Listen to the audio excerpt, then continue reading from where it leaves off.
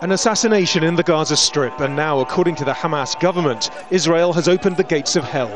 Ahmad Jabiri, Hamas's chief of staff, the first military leader to be killed in this new offensive, but not the last.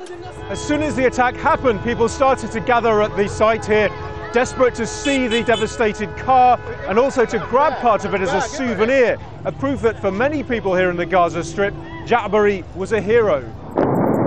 Israel says it's responding to scores of rocket attacks from Gaza since Saturday. As the dead and injured arrived at Gaza City's main hospital, ordinary Gazans are wondering how long and how devastating Israel's expected military operation will be. We are not prepared to accept the fact that Israeli citizens are being threatened in the last days with rocket attacks. Today, in a very accurate way, we hit Hamas targets and also intercepted rockets that targeted Israel. Hamas is accusing Israel of breaking an informal ceasefire that held since Monday, and it's promising to retaliate. The Israeli occupier is responsible for the consequences. We say it committed a big crime and it will come to regret it. We are deploying and we will defend our people as best we can. People in Gaza are worried. They've seen such attacks before. But civilians are also being hit in this crowded strip of land that's inevitable in airstrikes. Many expect a ground offensive. Few will sleep well in Gaza. Nadim Barber, Al Jazeera, Gaza.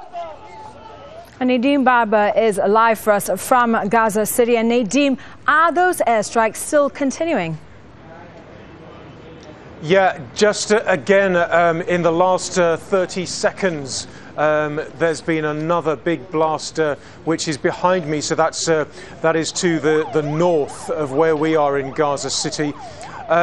They've been going on all evening. The Israeli army initially said that it had launched around 20 airstrikes. That was shortly after the confirmation that Ahmad Jabiri had been killed, but they've been going on since then, and it's not just airstrikes, it's also firing from Israeli naval ships based off the coast of the Gaza Strip here, just a few kilometers away.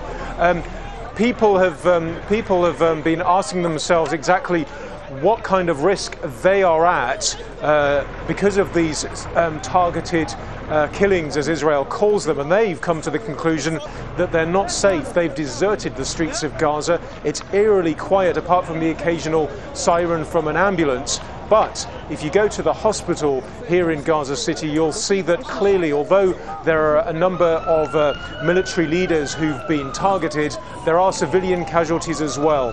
The latest from medical sources here is that at least 7 people have been killed, including 2 young children, and around 60 people have been wounded, including around 10 children. So, and we can't give you a figure on how many civilians, but there certainly are a large number of civilians among that tally. Some of them will have been in residential buildings next to the vehicles or the places which were targeted.